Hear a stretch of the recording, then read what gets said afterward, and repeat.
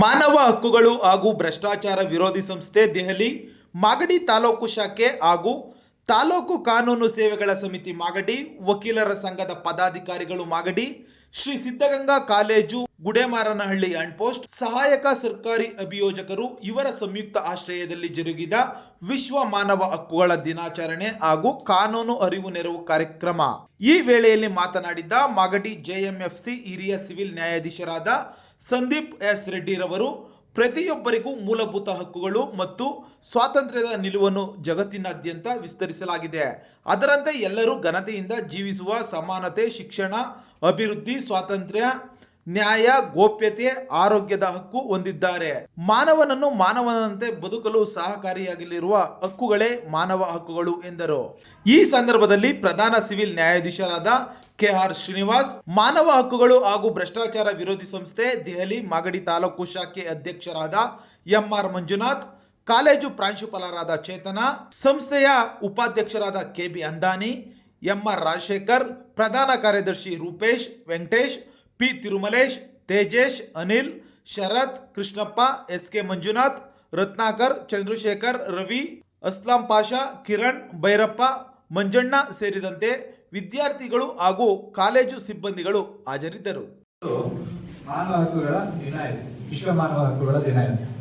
ನಾನು ನನ್ನ class start ಮಾಡೋದಕ್ಕಿಂತ ಮುಂಚೆ ಇವತ್ತು ಬೆಳಗ್ಗೆ ನ್ಯೂಸ್ ಪೇಪರ್ ಅಲ್ಲಿ 3 ಇಂಪಾರ್ಟೆಂಟ್ ನ್ಯೂಸ್ ಐಟಮ್ಗಳನ್ನ ನೋಡಿದ್ವಿ ಹ್ಯೂಮನ್ ರೈಟ್ಸ್ ವಿಚಾರವಾಗಿ. ಮೊದಲನೇದಾಗಿ ನಮ್ಮ ಇಂಡಿಗೋ ಏರ್ಲೈನ್ಸ್, ನೀವೆಲ್ಲ ಗೊತ್ತಿದೆ, 2-3 ದಿನದಿಂದ ಹೆಡ್ಲೈನ್ಸ್ ಅಲ್ಲಿ ಇಂಡಿಗೋ ಏರ್ಲೈನ್ಸ್ ಬಗ್ಗೆನೇ ಹೇಳ್ತಾ ಇದ್ದಾರೆ. ಇಂಡಿಗೋ ಏರ್ಲೈನ್ಸ್ ನಲ್ಲಿ 10% ವಿಮಾನ ಹಾರಾಟನ ಕಡಿಮೆ ಮಾಡಬೇಕು ಅಂತ ಇವತ್ತು ಗೌರ್ಮೆಂಟ್ ಅವರು ಒಂದು ಆರ್ಡರ್ ಪಾಸ್ ಮಾಡಿದ್ದಾರೆ. ಅದು ಈ ಒಂದು ಕಾರಣ ಏನು ಅಂದ್ರೆ ಹ್ಯೂಮನ್ ರೈಟ್ಸ್ಗೂ ಇದಕ್ಕೂ ಕಾರಣ ಇದೆ. ಪೈಲಟ್ಗಳನ್ನ ಅತಿ ಹೆಚ್ಚಾಗಿ ಜಾಸ್ತಿ ಹೊತ್ತು ಅವ್ರನ್ನ ಕೆಲಸ ಮಾಡಿಸಬಾರ್ದು ಅಂತ ಒಂದು ಆರ್ಡರ್ ಪಾಸ್ ಮಾಡಿರೋದಕ್ಕೆ ಪೈಲಟ್ಗಳ ಶಾರ್ಟೇಜ್ ಇಂಡಿಗೋ ಏರ್ಲೈನ್ಸ್ ಅಲ್ಲಿ ಆಗಿದೆ. ಈ ಗೌರ್ಮೆಂಟ್ ಅವರು 10% ಕಡಿಮೆ ಏರೋಪ್ಲೇನ್ಗಳನ್ನ ಹಾರಾಟ ಮಾಡೋದ್ರಿಂದ ಒಂದು ಇಂಡಿಗೋ ಏರ್ಲೈನ್ಸ್ಗೆ ಬರುವಂತ ಲಾಭಾಂಶದಲ್ಲಿ ಕಡಿಮೆ ಆಗ್ತದೆ. ಎರಡನೇದು, ಅಲ್ಲಿ ಪೈಲಟ್ಗಳ ಕಡಿಮೆ ಇರೋದ್ರಿಂದ ಜನರಿಗೆ ವೆಚ್ಚ ಸ್ವಲ್ಪ, ನಾವೆಲ್ಲರೂ ಟ್ರಾವೆಲ್ ಮಾಡಬೇಕಾದ್ರೆ ಏರ್ಲೈನ್ಸ್ ಫೀಸ್ ನಮ್ಮ ಏನು ನಾವು ಚಾರ್ಜಸ್ ಕಟ್ತೀವೋ ಅದು ಜಾಸ್ತಿ ಆಗ್ತದೆ. ಇದು ಮೊದಲನೇದೊಂದು. ಎರಡನೇ ನ್ಯೂಸ್ ಐಟಮ್ ಆಸ್ಟ್ರೇಲಿಯಾದಿಂದ. ಈ ಆಸ್ಟ್ರೇಲಿಯಾದಿಂದ ಬಂದಿರೋ ನ್ಯೂಸ್ ಐಟಮ್ ಅಲ್ಲಿ ಏನು ಅಂತಂದ್ರೆ, ಸಣ್ಣ ಮಕ್ಕಳಿಗೆ ಸೋಷಿಯಲ್ ಮೀಡಿಯಾದಲ್ಲಿ 18 ವರ್ಷ ತುಂಬದೇ ಇರುವಂತವ್ರಿಗೆ ಸೋಷಿಯಲ್ ಮೀಡಿಯಾದಲ್ಲಿ ಅವ್ರನ್ನ ನೀವು ಅದನ್ನ ಯೂಸ್ ಮಾಡೋದಕ್ಕೆ ಬಿಡಬಾರದು ಅಂತ ನಾವು ಒಂದು ಕಾನೂನನ್ನ ತಂದಿದ್ದೇವೆ. ಇದು ಮಾನವ ಹಕ್ಕುಗಳು ಹೆಂಗಾಗತ್ತೆ ಅಂತಂದ್ರೆ, ಚಿಕ್ಕ ಮಕ್ಕಳು ಕೂಡ ಮಾನವ ಹಕ್ಕುಗಳಿರುತ್ತೆ. Right to socialise, right to social network ಅನ್ನೋ ಒಂದು ಇದರಲ್ಲಿ ತಗೊಂಡ್ರೆ ಅಂದ್ರೆ, ಸೋಷಿಯಲ್ ನೆಟ್ವರ್ಕಿಂಗ್ ಅಲ್ಲಿ ಸಣ್ಣ ಮಕ್ಕಳಿಗೆ ನೆಟ್ವರ್ಕಿಂಗ್ ಅನ್ನ ಸ್ಟಾಪ್ ಮಾಡ್ತಾ ಇದ್ದಾರೆ. ಮೂರನೇ ನ್ಯೂಸ್ ಐಟಮ್ ನಮ್ಮ ಕರ್ನಾಟಕದಿಂದ, ಇದು ಮೆನ್ಸ್ಟ್ರುಯಲ್ ಸೈಕಲ್, ಮೆನ್ಸ್ಟ್ರುಯಲ್ ಲೀವ್ ಅಂತ ಬಿಟ್ಟು ಒಂದು ಇದನ್ನ ತಂದಿದ್ದಾರೆ. ಈ ಒಂದು ಮೆನ್ಸ್ಟ್ರುಯಲ್ ಲೀವ್ಗಳನ್ನು ಮಾನವ ಹಕ್ಕುಗಳಿಗೆ ಇಂದ ಹೊರಗಡೆ ಬಂದಿರುವಂತಹ ಒಂದು ನಮ್ಮ ಒಂದು ಪಾಲಿಸಿ ಆಗಿದೆ. ಈ ಲೇಬರ್ ಪಾಲಿಸಿನಲ್ಲಿ ಕೂಡ ಅಷ್ಟೇ, ನಮಗೆ ಒಂದು ಮೆನ್ಸ್ಟ್ರುಯಲ್ ಲೀವ್ ಕೊಡೋದ್ರಿಂದ ಸುಮಾರು ಜನರಿಗೆ ಕಮರ್ಷಿಯಲ್ ಆಕ್ಟಿವಿಟೀಸ್ ಅಲ್ಲಿ ತೊಂದರೆ ಆಗ್ತಾ ಇದೆ ಅಂತ ಅಂದ್ಬಿಟ್ಟು, ಈಗ ನಿಮ್ಗೆಲ್ಲ ಗೊತ್ತಿರೋ ತರ ಹೈಕೋರ್ಟ್ ಅಲ್ಲಿ ನಿನ್ನೆ ಒಂದಿನ ಕೇಸ್ ಹಾಕಿದ್ದಾರೆ. ಆ ಕೇಸ್ ಪೆಂಡಿಂಗ್ ಇದೆ, ಆಯ್ತಾ. ಈಗ ಇದನ್ನ ನಾನು ಪ್ರಸ್ತಾವನೆಯಾಗಿ ಇಟ್ಕೊಂಡು ಈಗ ನೆಕ್ಸ್ಟ್ ಹ್ಯೂಮನ್ ರೈಟ್ಸ್ ಬಗ್ಗೆ ಹೇಳ್ತೀನಿ. ಈಗಾಗಲೇ ಎಲ್ಲರೂ ಹ್ಯೂಮನ್ ರೈಟ್ಸ್ ಬಗ್ಗೆ ಎಲ್ಲ ಮಾತಾಡಿದ್ದಾರೆ, ಬಟ್ ಆದ್ರೂ ನಾನು ಸ್ವಲ್ಪ ಹ್ಯೂಮನ್ ರೈಟ್ಸ್ ಹೇಗೆ ಡೆವಲಪ್ ಆಯ್ತು, ಹೇಗೆ ಅಂತಂದ್ರೆ ನಾವು ಸ್ವಲ್ಪ ಜಿಸ್ಟ್ ಆಗಿ ಹೇಳ್ತೀನಿ. ಮೊದಲನೇದಾಗಿ ಹ್ಯೂಮನ್ ರೈಟ್ಸ್ ನಮ್ಮ ದೇಶಕ್ಕೆ ಹೊಸದಲ್ಲ. ನಮ್ಮ ದೇಶದಲ್ಲಿ ರಾಜ Ashoka first human rights edict ನ ಬರೆದಿದ್ದಾರೆ. 1948ರಲ್ಲಿ ಏನು universal declaration of human rights ಅಲ್ಲಿ ನಮ್ಗೆ ಡಿಕ್ಲರೇಷನ್ ಕೊಟ್ಟಿದ್ದಾರೆ ರೈಟ್ಸ್, ಅದಕ್ಕಿಂತ ಮೇಲ್ದರ್ಜೆಯಲ್ಲಿರುವಂತಹ ರೈಟ್ಗಳನ್ನ ಅಶೋಕ ಸ್ತಂಭದಲ್ಲಿ ನಮಗೆ ಕಾಣಿಸುತ್ತೆ. ಆಗಿನ ಕಾಲದಲ್ಲಿ ಅವತ್ತಿನ ದಿನಕ್ಕೆ ಅಶೋಕ ಕೊಟ್ಟಿರೋ ಅವತ್ತಿನ ದಿನ ಹ್ಯೂಮನ್ ರೈಟ್ಸ್ ಬಗ್ಗೆ ಪ್ರತಿಪಾದನೆ ಮಾಡಿರುವಂತಹ ರೈಟ್ಗಳು ಇವತ್ತಿರುವಂತಹ ಸುಮಾರು ರೈಟ್ಗಳಿಗಿಂತ ತುಂಬಾ ಮೇಲ್ದರ್ಜೆಯ ಕಾನೂನಾಗಿದ್ದಾವೆ. ನೆಕ್ಸ್ಟ್ ಸ್ವಲ್ಪ ದಿನ ನಾವು ಹಂಗೆ ಮುಂದಕ್ಕೆ ಬಂದ್ವಿ ಅಂತಂದ್ರೆ, ಬಸವಣ್ಣನವರ ವಚನಗಳಾಗಿರ್ಬೋದು, ವಚನ ಸಾಹಿತ್ಯ ಆಗಿರ್ಬೋದು, ಅದರಲ್ಲಿ ಎಲ್ಲದರಲ್ಲೂ ಪ್ರತಿಪಾದನೆ ಹ್ಯೂಮನ್ ರೈಟ್ಸ್ ಬಗ್ಗೆನೇ ಬರುತ್ತೆ.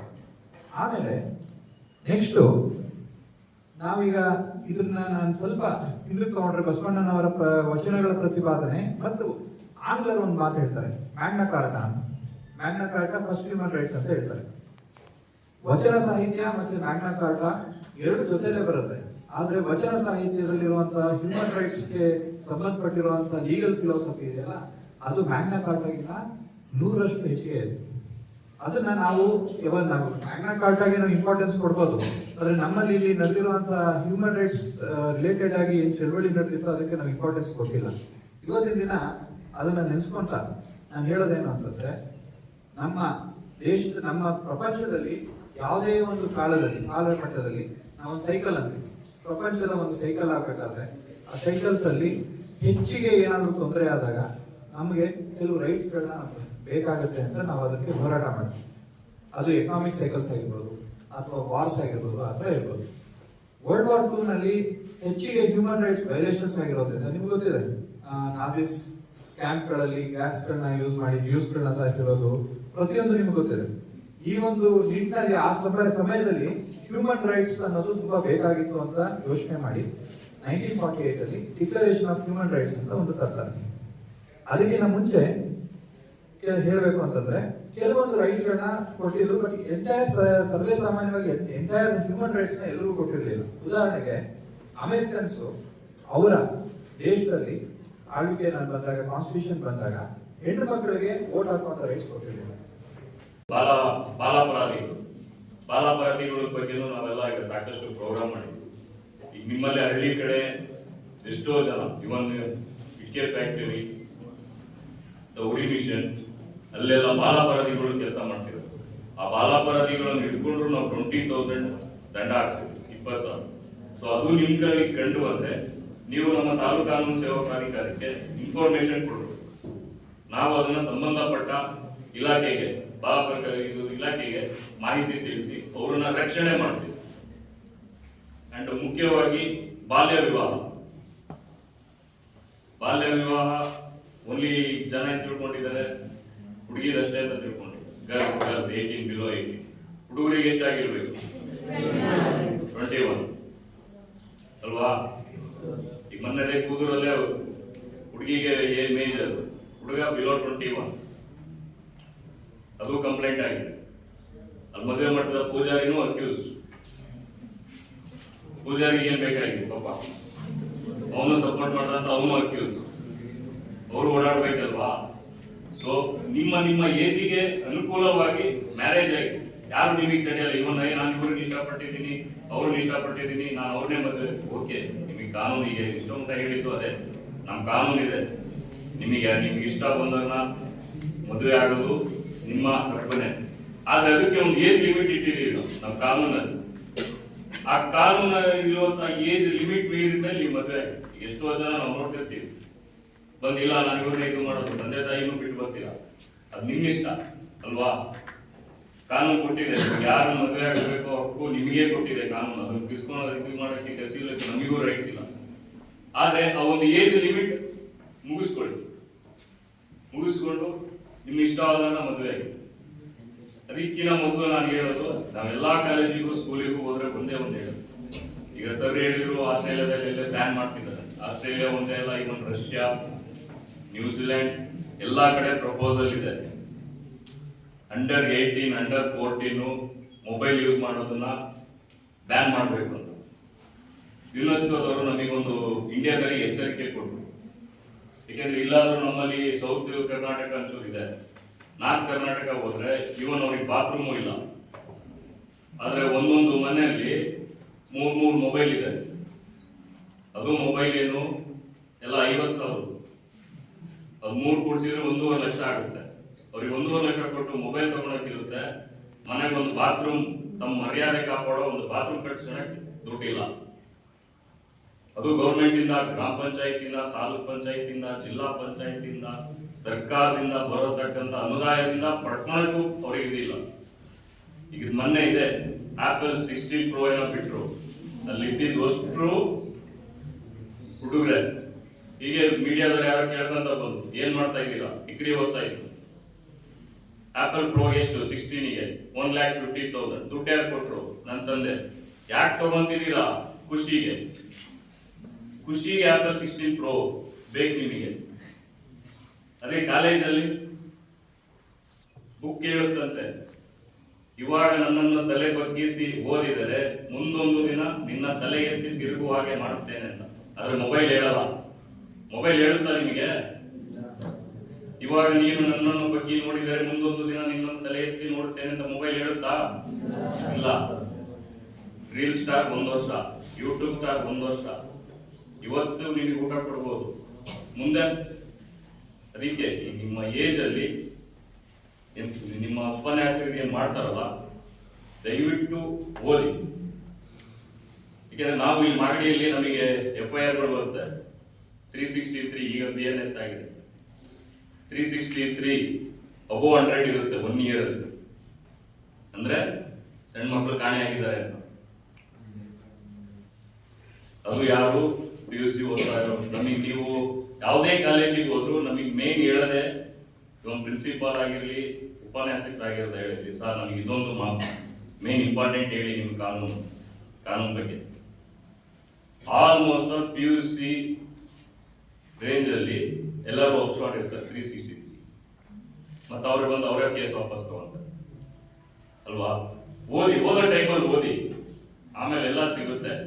ಯಾರೋ ಏನೋ ಹೇಳಿದ್ರು ಅಂತ ಹೀಗೆ ನಿಮ್ಮ ಮೈಂಡ್ ಡೈವರ್ಟ್ ಮಾಡ್ಕೋಬೇಕು. ಈಗ ನಿಮ್ಮ ತಂದೆ ತಾಯಿಗಳು ನಿಮ್ಮನ್ನು ಕಳಿಸಿರೋದು ನಿಮ್ಮ ಭವಿಷ್ಯಕ್ಕಾಗಿ, ಅವ್ರ ಭವಿಷ್ಯಕ್ಕಾಗಿ. ಈಗ ನೀವು ಮುಂದೆ ದುಡ್ದು ನೀವು ಓದಿ ಒಳ್ಳೆ ಉದ್ಯೋಗ ತಗೊಂಡ್ರೆ ನಿಮಗೆ ಇವಾಗ ಕಾನೂನಲ್ಲಿದೆ, ನನ್ನ ಸ್ಯಾಲ್ರಿ ಯಾರಿಗೂ ಹೋಗಲ್ಲ, ನಂದು ಸ್ವಯಾರ್ಜಿತ. ನಮ್ಮ ತಂದೆಗೂ ಕೊಡಲ್ಲ, ತಾಯಿಗೂ ಕೊಡಲ್ಲ. ಏನಕ್ಕೆ ಕೃಷಿ ಅವ್ರು ಇದು ಮಾಡಿರ್ತಾರೆ ಅಂತ ಅವ್ರಿಗೆ ಚೆನ್ನಾಗಿ ನೋಡ್ಕೊಂತೀವಿ. ನೀವು ದುಡ್ದಿದ್ದು ನಿಮ್ಮ ಸ್ಯಾಲ್ರಿ ಬಂದಿದ್ದು ನಿಮ್ಮ ಸ್ವಯಾರ್ಜಿತಾರೆ. ಸೊ ಹಾಗಾಗಿ ನಿಮ್ಮಲ್ಲಿ ಕಳಕಳಿಯ ಮನವಿ, ಏಕೆಂದ್ರೆ ನಾವೆಲ್ಲ ಈಗ ಅದೇ ಮನವಿ ಆಗಬೇಕಾಗಿದೆ. ಇತ್ತೀಚಿನ ದಿನಗಳಲ್ಲಿ ನಾವು ಅದು ನೋಡ್ತಾ ಇದ್ದೀವಿ. ಮೊಬೈಲ್ ಇಟ್ಕೊಂಡು ಏನೇ ಹೇಳಿದ್ರು ನೀನು ಹೇಳು ನಾನು ಹೇಳು, ಇಬ್ಬರು ಸರಿ ಇರಲ್ಲ. ನಾನು ವಿಡಿಯೋ ಮಾಡ್ತೀನಿ, ನೀನು ವಿಡಿಯೋ ಮಾಡಿ, ಅದು ಫೇಸ್ಬುಕ್ ಬಿಡು, ಯೂಟ್ಯೂಬ್ ಬಿಡು, ವಾಟ್ಸಪ್ ಬಿಡು, ಅದಕ್ಕೆ ಬಿಡು. ಫಸ್ಟ್ ನೀವು ಇಬ್ಬರು ಕರೆಕ್ಟ್ ಇದ್ದೀರಾ? ಇಲ್ಲ. ಪೊಲೀಸರು ಬೈಕ್ ಹಿಡಿಯಕ್ಕೆ ಬಂದ್ರೆ ಎಲ್ಲ ತಪ್ಪಿಸ್ಕೊಂಡು ಹೋಗೋದು. ಅತ್ತಾಗಿಂದ ಯಾಕಪ್ಪ ಯಾರೋ ಆ ಕಡೆ ಯಾವುದೋ ಒಬ್ಬ ಲಾರಿ ಬಂದು ನೀವು ಹೊಡೆದಾದ್ರೆ ಅವ್ನ ಲಾರಿ ಮೇಲೆ ಕೇಸು. ಅದೆಲ್ಲ ಬಿಡಿ, ಕಾನೂನನ್ನ ಪಾಲನೆ ಮಾಡಿ. ಕಾನೂನ ಎಲ್ಲರೂ ಪಾಲನೆ ಮಾಡಿದ್ರೆ ಎಲ್ಲರೂ ಚೆನ್ನಾಗಿರ್ತೀವಿ. ಈ ಭ್ರಷ್ಟಾಚಾರದ ಅದೇ ಹೇಳೋದು. ಈಗ ನೀವೇ ಆಗಿರ್ಲಿ, ನೀವೇ 100 ಯಾರು DL ಆದ್ರೆ ಪೊಲೀಸ್ ಹಿಡಿದು ಅಂದ್ರೆ ಆ ಕಡೆ ಸೈಡಿ ಕರ್ಕೊಂಡು 100 ರೂಪಾಯಿ ಕೊಡ್ತೀವಿ ಅಂತೀವಿ. ಭ್ರಷ್ಟಾಚಾರ ಮಾಡಿದವ್ರು ಯಾರು? ನಾವೇ. ಮತ್ತೆ ಕುತ್ಕೊಂಡು ಭ್ರಷ್ಟಾಚಾರ, ಪೊಲೀಸರು ಹಂಗ್ ಭ್ರಷ್ಟಾಚಾರ, ಹಿಂಗ್ ಭ್ರಷ್ಟಾಚಾರ. ಪೊಲೀಸರಲ್ಲ, ಪೊಲೀಸರಿಗೆ ಕೊಟ್ಟರೆ ಯಾರು?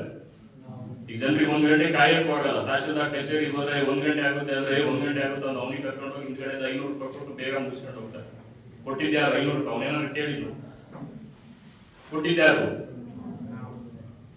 ಅಲ್ವಾ? ಸೊ ನಾವು ಬದಲಾಗಬೇಕು ಅಷ್ಟೇ. ನಾವು ಬದಲಾದ್ರೆ ಇನ್ನೊಬ್ಬನಿಗೆ ಬೆಳೆ ತೋರ್ಸಕ್ಕೆ ನಮಗೆ ಇದು ಇರುತ್ತೆ. ನಾವೇ ಇಂದ ಕೇಳಿದ 500 ರೂಪಾಯಿ ಕೊಟ್ಟು ಅವ್ನ ಭ್ರಷ್ಟ, ಅವ್ನು 500 ರೂಪಾಯಿ ಇಸ್ಕೊಂಡು ಮಾಡ್ದ ಅಂದ್ರೆ ಅವನಾಗೆ ಕೇಳಿದ್ರೆ ತಪ್ಪು, ನಾವಾಗೆ ಕೊಟ್ರೆ ತಪ್ಪಲ್ವಾ? ಸೊ ಹಾಗಾಗಿ ಎಲ್ಲಾ ತಿಳುವಳಿಕೆನ ನಿಮ್ಮ ತಂದೆ ತಾಯಿಗಳಿಗೂ ಹೇಳಬೇಕು. ವಿಶ್ವ ಮಾನವ ಹಕ್ಕುಗಳ ದಿನಾಚರಣೆ. ಏನು ವಿಶ್ವ ಮಾನವ ಹಕ್ಕುಗಳ ದಿನಾಚರಣೆ ಅಂತಂದರೆ, ಇವತ್ತು ಡಿಸೆಂಬರ್ 10, 1948ರಲ್ಲಿ ಈ ಸಂಸ್ಥೆ ವಿಶ್ವ ಮಾನವ ಹಕ್ಕುಗಳ ದಿನಾಚರಣೆ ಮಾಡಬೇಕು ಅಂತ ಸಂಸ್ಥೆ ತಗೊಂಡು, ಹಾಗಾಗಿ ಇವತ್ತು ವಿಶ್ವ ಮಾನವ ಹಕ್ಕುಗಳ ದಿನಾಚರಣೆ ಮಾಡ್ತಾ ಇದೆ. ಏನು ಮಾನವ ಹಕ್ಕುಗಳು ಅಂತಂದರೆ ಏನು? ಮಾನವ ಹಕ್ಕುಗಳು ಅಂತಂದರೆ ಮನುಷ್ಯ ಹುಟ್ಟಾಗಿಂದ ಸಾಯೋವರೆಗೂ ಕೂಡ ಹಲವಾರು ಹಕ್ಕುಗಳು ಬರ್ತವೆ. ಮೂಲಭೂತ ಹಕ್ಕುಗಳು ಏನಿದಾವೆ ಅವೆಲ್ಲವೂ ಕೂಡ ಮಾನವನ ಹಕ್ಕುಗಳೇ ಆಗಿರ್ತದೆ. ಅದರಲ್ಲಿ ಯಾವುದೇ ಒಂದು ಹಕ್ಕನ್ನು ಉಲ್ಲಂಘನೆ ಆದರೆ ಅದು ಹಕ್ಕನ್ನ ಚ್ಯುತಿ ಬರ್ತದೆ. ಉದಾಹರಣೆಗೆ ಹೇಳ್ಬೇಕು ಅಂತಂದರೆ, ನಿಮ್ಮ ಕಾಲೇಜಲ್ಲಿ ಪಾಠ ಮಾಡ್ತಿರ್ತಾರೆ ಲೆಕ್ಚರರು, ನಿಮ್ಗೇನೋ ಒಂದು ಪಾಠ ಅರ್ಥ ಆಗಿರಲ್ಲ, ಅದು ಯಾವುದೋ ಒಂದು ವಿಷಯ ಅರ್ಥ ಆಗಿರಲ್ಲ. ನೀವು ಹೋಗಿ ಹೇಳ್ತೀರ ಅವರನ್ನು. ಹೇಳಿದಂಥ ಸಂದರ್ಭದಲ್ಲಿ ಅವ್ರು ನಿಮ್ಗೆ ಹೇಳ್ಕೊಡ್ಬೇಕು ಗೊತ್ತಾಗ್ತಿದ್ದನ್ನು, ಅಥವಾ ಅವ್ರು ಹೇಳ್ಕೊಡಲ್ಲ ನಾನು ಅಂತ ಹೇಳ್ಬೋದು, ಅಥವಾ ನೀವು ಕೇಳ್ಬೋದು. ಅವಾಗ ಏನಾಗುತ್ತೆ ಅಂತಂದರೆ, ಅವ್ರು ಹೇಳ್ಕೊಡಲ್ಲ ಅಂದಾಗ ನಿಮ್ಮ ಹಕ್ಕು ಚ್ಯುತಿ ಆಗುತ್ತೆ. ಅವಾಗ ನೀವು ಪ್ರಶ್ನೆ ಮಾಡಬೇಕು ಅವ್ರನ್ನ, ಇಲ್ಲ ಮೇಡಮ್ ನಂಗೆ ಅರ್ಥ ಆಗಿಲ್ಲ, ಇದು ಹೇಳಿ ಅಂತ ಹೇಳಬೇಕು. ಇದು ಉದಾಹರಣೆ ಆಗುತ್ತೆ. ಒಬ್ಬ ವ್ಯಕ್ತಿ ಒಂದು ಲಾರಿನ ಖರೀದಿ ಮಾಡಿರ್ತಾನೆ. ಅವನು EMI ಮೇಲೆ ಆ ಲಾರಿನ ತಗೊಂಡಿರ್ತಾನೆ. ಆ ವ್ಯಕ್ತಿ ಇನ್ನೊಂದು ವ್ಯಕ್ತಿಗೆ ಆ ಲಾರಿನ ಅವನ ಹೆಸರು ಮಾಡಿಕೊಟ್ಟು ಮಾಡಿರ್ತಾನೆ. ಆ EMI ನ ಆ ವ್ಯಕ್ತಿನೇ ಕಟ್ಕೊಂಡು ಹೋಗ್ತಾ ಇರ್ತಾನೆ. ಅವನು ಬಿಹಾರಲ್ಲಿ ಗಾಂಜಾ ಕೇಸಲ್ಲಿ ಲಾಕ್ ಆಗ್ತಾನೆ ಆ ವ್ಯಕ್ತಿ ತಗೊಂಡಿರೋ ವ್ಯಕ್ತಿ. ಅವಾಗ ಈ ಮಾರಿರ್ತಾನಲ್ಲ, EMI ನ ತಗೊಂಡು ಮಾರಿರ್ತಾನೆ, ಆ ವ್ಯಕ್ತಿ ಮೇಲೆ ಕೇಸ್ ಆಗುತ್ತೆ.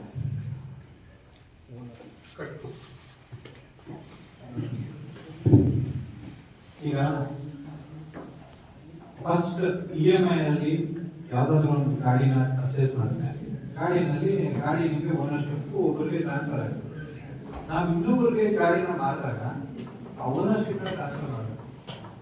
ಡಾಕ್ಯುಮೆಂಟ್ಸು ಅದರೊಳಗೆ ನಾವು ಕ್ಲೀನಾಗಿ ನಮ್ಮ ರಿಜಿಸ್ಟ್ರೇಷನ್ ಎಲ್ಲ ಆಗಬೇಕು. ಈ ಉದಾಹರಣೆಗೆ ಡೆಲ್ಲಿನಲ್ಲಿ ಒಂದು ಕಾರಲ್ಲಿ ಬಾಂಬ್ ಬ್ಲಾಸ್ಟ್ ಆಯ್ತು, ನಿಮ್ಗೆ ಗೊತ್ತಿದೆ. ಆ ಕಾರಲ್ಲಿ ಬಾಂಬ್ ಬ್ಲಾಸ್ಟ್ ಆಗಿರೋದು ಸೆಕೆಂಡ್ ಹ್ಯಾಂಡ್ ಕಾರ್. ಅದು ಬಾಂಬ್ ಬ್ಲಾಸ್ಟ್ ಮಾಡಿರೋನು ಒಬ್ಬ ಇದ್ದಾನೆ, ಸೆಕೆಂಡ್ ಹ್ಯಾಂಡ್ ಕಾರ್. ಈ second hand car owner duty ಏನಾಗುತ್ತೆ, ಆ ಗಾಡಿನ ನಾನು ಇನ್ನೊಬ್ಬರಿಗೆ ಮಾರಿದಾಗ ಆ ಮಾರಿರುವಂಥ ಇಂಟಿಮೇಷನ್ ನಾನು RTO ಕೊಡ್ಬೇಕಾಗುತ್ತೆ. RTO ಹೋಗ್ಬಿಟ್ಟು ಅದನ್ನ ರಿಜಿಸ್ಟ್ರೇಷನ್ ಮಾಡಿಸ್ಬೇಕು. ನಾನು ಈ ಥರ ಮಾರಿದ್ದೀನಿ, ನಾನು ಕಾರ್ನ ಈ ಥರ ಬೇರೆಯವ್ರು ಮಾರಿದ್ದೀನಿ, ಆ ರಿಜಿಸ್ಟ್ರೇಷನ್, ಆ ಓನರ್ ಡೀಟೇಲ್ಸ್, ಆ ಓನರ್ದು ಇದನ್ನ ನೀವು ಎಂಟ್ರಿ ಮಾಡ್ಕೊಳ್ಳಿ ಅಂತ ಹೇಳ್ಬಿಟ್ಟು ಕೊಡುವಂಥ ಡ್ಯೂಟಿ ಯಾರು ಸೆಲ್ ಮಾಡ್ತಾ ಇರ್ತಾನಲ್ಲ ಅವನ ಮೇಲೆ. ಸೊ ಅಲ್ಲಿ ಅವನ ಡ್ಯೂಟಿ ತಪ್ಪಿದ್ರೆ ಅವನ ಮೇಲೆ ಆ ಪ್ರಾವಿಷನ್ಸ್ ಅಟ್ರಾಕ್ಟ್ ಆಗುತ್ತೆ. ಈಗ ಬಾಂಬ್ ಬ್ಲಾಸ್ಟ್ ಮಾಡಿರೋರು ಒಬ್ಬರಾದ್ರೆ ಅವರ ಅಕ್ಯೂಸ್ಡ್ಗಳ ಮೇಲೆ ಬಾಂಬ್ ಬ್ಲಾಸ್ಟ್ ಕೇಸನ್ನ ಈ ಕಾರ್ ಓನರ್ ಮೇಲೆ ಹಾಕಕ್ಕಾಗುತ್ತೆ. ಕಾರ್ ಓನರ್ ಮೇಲೆ ಅವನು ಏನು MBC ಆಕ್ಟ್ ಅಲ್ಲಿ ಏನು ತಪ್ಪು ಮಾಡಿದಾನೋ ಅದು ಮಾತ್ರ ಅವ್ನು ಕಟ್ಟಕ್ಕಾಗುತ್ತೆ. ನೆಕ್ಸ್ಟ್ EMI ವಿಚಾರದಲ್ಲಿ ಲಾರಿನ ಪರ್ಚೇಸ್ ಮಾಡೋದಾದ್ಮೇಲೆ ಓನರ್ಶಿಪ್ ಜೊತೆಗೆ ಆ ಲೋನ್ ಕೂಡ ಬೇರೆಯವರಿಗೆ ಟ್ರಾನ್ಸ್ಫರ್ ಮಾಡ್ತಾರೆ. ಆ ಜವಾಬ್ದಾರಿ ಕೂಡ ಲೋನ್ ತಗೊಂಡಿರೋರು, ಗಾಡಿ ತಗೊಂಡಿರೋರ ಮೇಲೆ ಜವಾಬ್ದಾರಿ ಇರುತ್ತೆ. ಮಾಡಿದ್ರೆ ಅವನ ಮೇಲೆ ಇನ್ನು RTOದಲ್ಲಿ ಟ್ರಾನ್ಸ್ಫರ್ ಮಾಡದೇ ಇರೋದಕ್ಕೆ MBC ಆಕ್ಟ್ ಅಲ್ಲಿ ಬಿಟ್ಟರೆ ಬೇರೆ ಏನ್ ಗೊತ್ತಾ, ಯಾವುದೋ ಒಂದು ಉಳಿಸಕ್ ಹೋಗಿ ಯಾವುದೋ ಒಂದು ಕಳ್ಕೊಂತೀವಿ ಅನ್ನೋದಕ್ಕೆ ಇದೇ ಕಾರಣ. ಅದು ಆಕ್ಚುಲಿ ನಾವು ಸೇಲ್ ಮಾಡಿದಾಗ, ಈಗ ಇಲ್ಲೇ ಹೇಳ್ತೀನಿ ಎಕ್ಸಾಂಪಲ್ಸ್, ಈಗ ನಿಮ್ಮಲ್ಲಿ ಈಗ ಆಕ್ಸಿಡೆಂಟ್ಸ್ ಕೇಸಲ್ಲೂ ಅದೇ ಹಂಗೆ ಆಗೋದು. ಮಾರಾಟ ಮಾಡಿರ್ತೀರ, ಮಾರಾಟ ಮಾಡಿದ್ರೆ ಯಾರು ಅವ್ರ ಹೆಸರಿಗೆ ಟ್ರಾನ್ಸ್ಫರ್ ಮಾಡಲ್ಲ ರಿಜಿಸ್ಟ್ರೇಷನ್. ಯಾಕೆ ಹೇಳಿ, ಮತ್ತೊಂದು 10,000 ಖರ್ಚಾಗುತ್ತೆ ಅಂತ. ಆ 10,000 ಖರ್ಚಾಗಕ್ಕೆ ಹೋಗಿ, ಆ 10,000 ಉಳಿಸಕ್ ಹೋಗಿ ನೀವು ಕೇಸಿಗೆ ಯಾವುದೋ ಅವನ ಆಕ್ಸಿಡೆಂಟ್ ಮಾಡೋದು ನಾವು ಓನರ್ಗೆ ಮಾಡ್ತೀವಿ. ಯಾಕೆಂದ್ರೆ ಓನರ್ ಇಸ್ ಲಯಬಿಲಿಟಿ, ವೈಕೇರಿಯಸ್ ಲಯಬಿಲಿಟಿ ಅಂತ ನಾವು ಹೇಳ್ತೀವಿ. ಅದೆಲ್ಲ ಇದರಲ್ಲಿ ಬರುತ್ತೆ ವೈಕೇರಿಯಸ್ ಲಯಬಿಲಿಟಿ. ಫಸ್ಟ್ ನೀವು ನಿಮ್ಮ ಯಾವುದೇ ವಸ್ತುಗಳನ್ನ ಇನ್ನೊಬ್ಬರಿಗೆ, ಇಮ್ಮೂವಬಲ್ ಪ್ರಾಪರ್ಟಿನರಾಗಿರ್ಬೋದು, ಯಾವ್ದಾರ ಆಗಿರ್ಬೋದು, ಮಾರಾಟ ಮಾಡಿದ ತಕ್ಷಣ ಅದನ್ನ ಟ್ರಾನ್ಸ್ಫರ್ ಮಾಡ್ತೀವಿ. ಇಲ್ಲ ಅಂದ್ರೆ ಅದು ಟ್ರಾನ್ಸ್ಫರ್ ನೀವು ಇನ್ನೊಬ್ರಿಗೆ ಮಾರಾಟ ಮಾಡಿರ್ತಾರ, ಇನ್ನೊಬ್ರಿಗೆ ಮಾರಾಟ ಮಾಡಿರ್ತಾರೆ, ಇನ್ನೊಬ್ರಿಗೆ ಮಾರಾಟ ಮಾಡಿದ್ರು, ಅದು ಫಸ್ಟ್ ಬರೋದು ಅವ್ರ ಮೂವರಿಗೆಲ್ಲ. ಫಸ್ಟ್ ಯಾರ ಹೆಸರು ರಿಜಿಸ್ಟ್ರೇಷನ್ ಇರುತ್ತೋ ಅವನ ಹೆಸರಿಗೆ ಬರೋದು. ಸೊ ಹಾಗಾಗಿ ನೀವೆಲ್ಲ ಮಕ್ಕಳಿದ್ದೀರ, ಎಲ್ಲ ತಿಳ್ಕೊಳ್ಳಿ, ಫಸ್ಟ್ ಕಾನೂನು ಬಗ್ಗೆ ಇದು ಮಾಡ್ಕೊಳ್ಳಿ. ಈಗ ಯಾವುದೇ ಜಮೀನು ರಿಜಿಸ್ಟರ್ ಮಾಡಕ್ ಹೋದ್ರು ಅಷ್ಟೇ, 1 ಲಕ್ಷ ವ್ಯಾಲ್ಯೂಯೇಷನ್ ಇದೆ ಅಂದ್ರೆ 50,000 ಇದೆ ಅಷ್ಟೇ. ರಿಜಿಸ್ಟರ್ ಫೀಸ್ ನಾವೇ ಗೌರ್ಮೆಂಟಿಗೆ ಕೊಡ್ಬೇಕು, ಅಲ್ಲಿ ಉಳಿಸಕ್ ಹೋಗಿರ, ಮತ್ತೆ ಮುಂದೆ ಎಲ್ಲೆಲ್ಲೋ ಕಳ್ಕೊಂತೀರ. ಹಾಗಾಗಿ ನೀವೆಲ್ಲ ಈ ಕಾನೂನುಗಳನ್ನ ಅರ್ಥಕೊಳ್ಳಿ. ಹಾಗಾಗಿ ನಾವು ಈ ಕಾನೂನು ಅರಿವು ಬಗ್ಗೆ ಕೆಲಸ ಮಾಡಿ ಇದು ಪ್ರೋಗ್ರಾಮ್ಗಳನ್ನೆಲ್ಲ ಮಾಡ್ತಾ ಇದ್ದೀವಿ. Thank you.